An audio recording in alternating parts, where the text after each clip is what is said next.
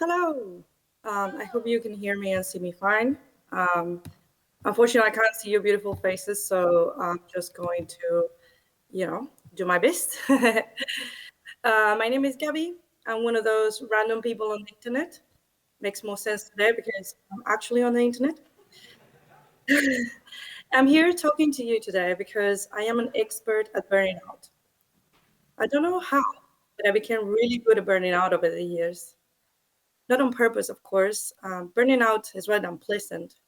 But after the third time, I started to wonder if there was some kind of lesson that I should be learning so that I didn't have to go through the same thing again. I went out looking for the answer, and I can't say that I found it, but maybe my journey will help you understand the problem a little bit better. This is my personal experience and my personal perspective, and telling it to a big group of people is scary and vulnerable. So I hope you will understand, as I will be here reading like an awkward robot for most of it. Don't let the cringe-worthy amount of memes and gifs fool you. This is some serious stuff, right? There we go. So, what is burnout? I'm not going to go into a lot of detail or give you a technical definition for it. Well, except for the one that you can see on screen right now. Scientists seem to have different interpretations of it, and some even think that it doesn't exist as a separate phenomenon from just plain old depression. For most people, it presents as a series of symptoms that make their life difficult and working quite unbearable. Oops, sorry. For me, those symptoms were just a part of it, the beginning, if you will. For me, burnout had much more extreme consequences. I was 22 when I burned out for the first time. One day I woke up in bed, I looked at the ceiling, and I said to myself, I can't do it. I can't go to work today. I can't go to work anymore. I walked to the post office and I sent a resignation letter that day. It was fairly painless. It was a very impersonal place to begin with, and the conditions were terrible. No wonder I didn't want to work there anymore. The second time I burned out, I was at the office. I stopped the work that I was doing. I took the elevator downstairs. I sat on the sidewalk and started crying. I had to call my partner to pick me up. I was shaking. I could not even muster the energy to call my boss and tell them I was leaving for the day. They were understanding, however, and told me to take a leave of absence, but it was too late. I knew in my core that I could not go back. I quit shortly after. This time it hit different. I loved the job. I well liked my colleagues and superiors. Why couldn't I just get over it? The third time was the hardest of them all. I spent a good part of my adult life thinking that this was the one. This was the perfect job for me. And for a period of time, it was. Many aspects of the work I really loved, so much so that I overlooked the fact that it was actually taking a toll on me. I already knew what being burned out felt. I already knew the terrible consequences that it had, but I chose to fight for a bit longer in the name of my dreams. My dear audience, it did not work. Again, I had to take a leave of absence, but I could not come back, not even to pick up my things. For almost a year, I could not even walk around the area where my old office building was. The way burnout manifested for me was with the complete impossibility to continue doing any kind of work. There were many other symptoms and telltale signs that I can now see thanks to the benefit of hindsight, but that was a breaking point I reached each of the three times. The situation was followed by an increasingly longer period of unemployment when I was incapacitated from doing any mentally challenging activity. So, if you're in the first part of this slide, you dread going to work every day, you think that everything you do is pointless, and even if you take a rest, you don't recover, you are burned out. It could be that this is all that will happen, and that is just how burnout manifests for you. Or you could be like me and have a second, much more severe stage of burnout that could cause you many months of depression, side effects, and chewing through your savings before you're able to get back on track. Be warned and be afraid. because there are very real consequences for your body and your brain that you should you should take it into account when you choose to continue in an environment that leads you to burnout. I am not sure if you heard of this before or if you consider it, but burnout and chronic stress can have some very real consequences for your physical health as well as your mental health. Although you could say, duh, of course the stress can affect your body, I'm willing to bet that many people don't consider going to their doctor when they're feeling overwhelmed at work. In my experience, my body starts sending me signs that something is not quite right well before I am conscious that I'm not enjoying myself so much at work anymore. Things like back pain, difficulty sleeping, headaches can be mild, early on symptoms that our body is under a considerable amount of stress. If we leave these things to develop for a long time, or we simply put down everything that we're feeling as normal side effects of stress without actually acting to fix them, we're risking more than we think we are.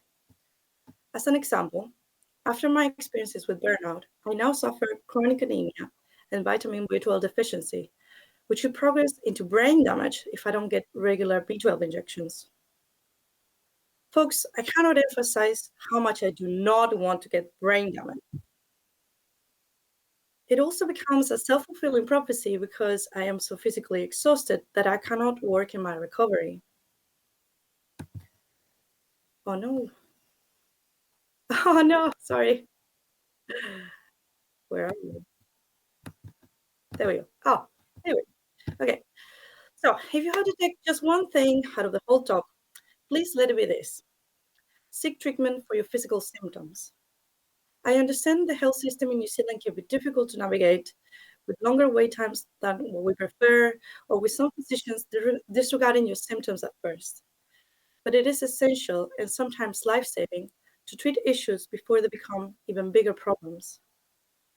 I will recommend you to look for psychotherapy as well. But unfortunately, that's something completely out of reach for most people due to high cost and the fact that each therapist in the country seems to be booked out. I'm sorry, that's a bummer. You can try online sessions though, that worked for me. Okay, so let's say you're lying on the couch. You know that you're burned out, you sought treatment for what you can, you took that holiday, you meditated, you do the yoga classes. If you're anything like me, what comes next is the existential crisis and looking for answers. Over the second part of my presentation, I will try to explain what I found on my research, as well as my own opinions as to what might be the cause of burnout. The first things that come up when you research burnout causes and recovery are your standard common sense issues that people normally associate with the word burnout. These are long hours, not switching off after coming home, a big workload, or not taking enough breaks. Although they could seem obvious, sometimes we do neglect to look at these issues before they become a bigger problem. The advice to tackle this is exercise, eat a balanced diet, sleep 8 hours a night, ask for help with the extra workload. Easy, right? I mean, no shade if this actually works for you, but to me, this is completely inconsequential advice. I did try it every time, it didn't work. Looking a bit deeper into what the scientific community makes available surrounding the burnout problem, you can mostly see two perspectives on the matter. On one side, the individual as the beginning and end of the problem. You can see this a lot in self help or health gurus. The approach is taking personal actions to manage and recover from burnout, such as exercise, meditation, getting more rest, seeking psychotherapy. I take issue with this approach. I find it frustrating because it doesn't account for a lot of things that are out of our control. The other perspective is the organization bears the responsibility of burning out employees. To find the cause, you have to look at the company structure and culture and identify problems that contribute to the employees' dissatisfaction and disconnect. You can look at implementing the basic stepping stones that make a workplace healthy and start from there, like tackle discrimination and bullying, for example, and then move on to some of the less obvious problems. Again, sounds clear, right? Only that is not. In my experience, burnout was not only caused by your textbook toxic workplace, and it didn't affect everyone in the same way. So, what do I mean by everything is more complex than it seems? Let's say the employer is trying their best to foster a healthy workplace, but the nature of the job means that you have to deal with a lot of angry customers who scrutinize everything you do and take any chance to make their discomfort known to you. Or you, as an employee, love the job and you really want to do well, but because of unresolved childhood trauma, you have a constant need to get external validation. All the while, a fierce, aggressive, negative internal voice tells you that you suck and that you will never be good at anything. Or suddenly, a deadly disease spreads out all over the world, and everybody in the company is now stuck at home for the foreseeable future while the economy crashes and social unrest grows. But which is the right answer? Whose fault is it? The way I like to think about it is looking at everything as a system, where each element is connected and influences the other. It is not one single factor that it is at fault, but an unfortunate combination of different ones. Organizations and people do not exist in a vacuum. They're part of a bigger structure which influences both. This is not to say that society is to blame for burnout. It's more complex than that. Each person comes with their own personality and goals, which is traversed by their upbringing and their culture. They work in an organization that is trying to fulfill their own goals and that is motivated by some different interests. They need each other in order to meet their objectives. There are external factors that will determine many things about this exchange. Of two different people working at the same place, one member might burn out while the other one doesn't. Or a company with a good culture for many years may experience more people getting burned out if there is an external crisis. I give you an example. Imagine an employee. Let's call him Timmy. Timmy wants to work making video games because it aligns with his passion and dreams, and one day gets a job at a video game company. Timmy gets paid 20% less doing the same work that he would if he worked in another industry, but he doesn't care because the job gives him fulfillment and status. The video game company is okay with paying Timmy less because it is acceptable in the industry and allows them to offer cheaper games to players while getting more profit. One day, Timmy starts a family and buys a house, and after a while, the interest rates on his mortgage rises. He now needs more compensation for his work, but is unable to obtain it while working on the video game industry. Despite this, he continues to work on games, but the strain he puts in his life grows over time and he burns out. Is this Timmy's fault for sticking to a job that he likes even when it doesn't pay the bills? Is it the video games company's fault for not paying him what he will get somewhere else? Is it the economic crisis or the government that makes interest rates unaffordable? It is not one in particular, but the result of the combination of these circumstances that leads to burnout, in my opinion.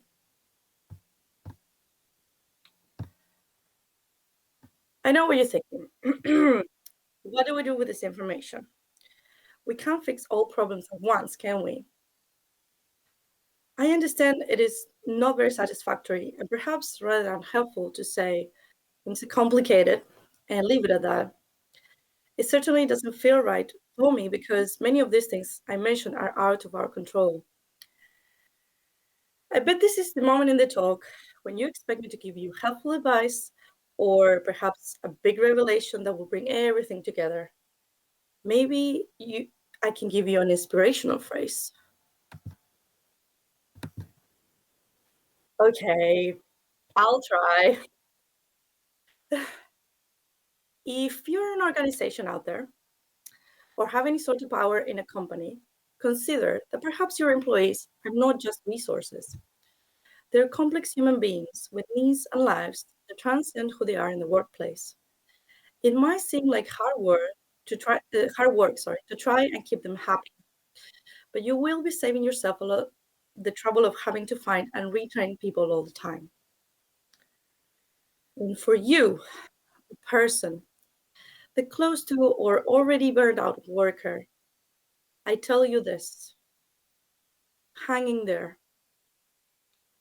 The perfect career, the perfect job might not exist, but life can still be beautiful.